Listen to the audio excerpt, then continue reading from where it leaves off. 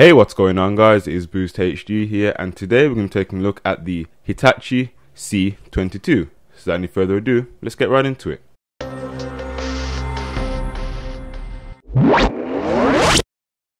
Okay guys, so I've been using this camcorder now for a little over a year. I've been using it up to the point of September 2013. So I thought I'd show you some of the features that this camcorder has to offer. So if you take a look at it, as you can see, it comes in a standard piano black with a glossy finish for the LCD flip out screen. Taking a look at the actual front of the camera, if we remove the lens cap, you can see you have your xenon flash at the top. I know a lot of camcorders tend to just have an LED flash or just an LED standard lights at the top, but this has a full xenon flash, which I think is quite good.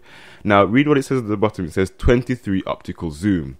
There are alternative versions of this camcorder that say 500 times zoom, but this is digital zoom, not optical zoom. So you always want to go for the optical zoom option over the digital, because if you look at the optical, that is the actual physical movement of the lens, not just the zooming software built into the camcorder. So always go for optical zoom. So we spin the camcorder around. As you can see, we've got the Hitachi logo.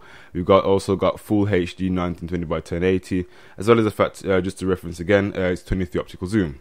So pretty much if you spin the camera all the way on the base, as you can see, you have your standard tripod mount, and here you have the battery release cover and SD card input slot.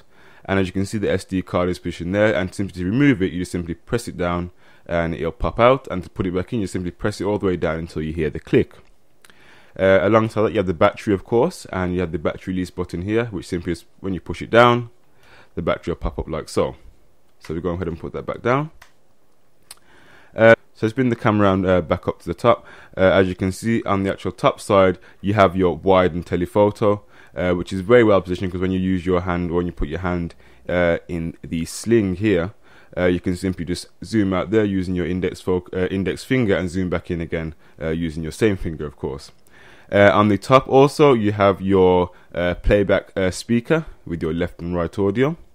You also have, if you go back to where the wide and telephoto buttons are, you also have your photo button, which, as I mentioned here, has the xenon flash and takes 60 megapixel stills.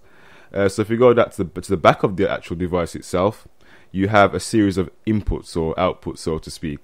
First of all, you have your TV input at the top, which is just simple standard analog TV, so your RCA composite cable.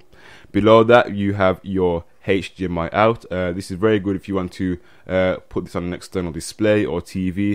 If you want to watch it without having to burn it to a CD, this is very useful. Or if you're recording, you don't want to use the flip out LCD screen. Below that, you have your USB input, so you can simply just connect that to a PC or laptop and retrieve the files using that method. Alongside that, we have the record button, which is simply, as I mentioned, with the whole ergonomics of this camcorder, everything's well positioned. So using your thumb, you just simply press the button to record, and it'll start recording. And then, of course, on top of that, you have your icons there to tell you if you're in photo mode or video mode. If we spin it around here, we just pretty much have the sling, and that's really about it. And that's pretty much the external of the camera. So let's take a look at what we have inside. So simply by just flipping out the LCD monitor, the camera will instantly just... Okay guys, so let's take a look at the interface of the camcorder itself.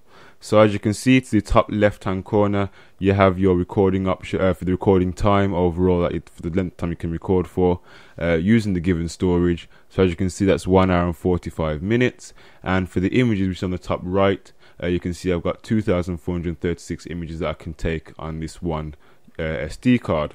So below that, you have the playback button for your videos and photos. I've just used I'm using a blank SD card now, so there's going to be no content on there as of yet. So so your videos will be situated there, and your photos will be situated here. Okay, so let's take a look at these settings. You have your video settings, you have your image settings, you also have your effects, and you also have your further settings as well. So let's take a look at the video settings. You have your resolution, you have full HD 1080p, you have 720p at 60 frames per second, 720p at 30, and VGA, which has an option there. I don't know why you'd record in VGA, but mainly if you're going to be doing any time lapsing, then maybe VGA is an option if you want to try and save storage. You may want to use 60 frames per second, or you probably will want to use it if you're going to be doing any fast motion recording. so I definitely recommend using 60 frames at 720p. So if you go back, you have your pre-record, you have your motion detection, slow motion, and you can set this to record for 24 hours. So for your images, you have your resolution again, 60 megapixels 5 and 3. I normally keep it at 16. You have your flash option, which again which I mentioned was situated at the front of the camcorder itself, so we're just going to operate the flash. You can change your ISO. Maybe that's probably the main disadvantages of using this camcorder is that when shooting in low light, the image can be a bit grainy, so you may need to adjust the ISO to a higher value rather than leaving it on auto. So you also have a self timer as well, so you want to set the camera to take a photo, put it on a tripod, set the timer, and then you can go ahead and take the image. You also have your effect. You have your white balance. You can have on auto, daylight, fluorescent, and tungsten. And now to pronounce that, I think it's tungsten. Never heard of it. And you have your macro option. If you're going to take any close-ups, you may want to use that option as well. And you have your further settings, just for like your date, your time, your languages, your external output to your TV, and all that good stuff. And that's pretty much the main settings of the camcorder in itself. I mean, you can remove the information if you want to have a clear field of view, like so. And then if you press it again, it'll bring all your information back. So would I recommend this camcorder? Most definitely. Mainly for people who may be using their webcam to record, or something of lower quality, or a pocket camcorder, and then looking to upgrade something a bit more quality. I'd definitely recommend using or investing in the Hitachi C22. So anyway guys, that's pretty much the interface of the camera. So I hope you enjoyed this short review. This has been Boost HD here. Thank you for watching. Take care, and I'll see you in the next video. Bye for now.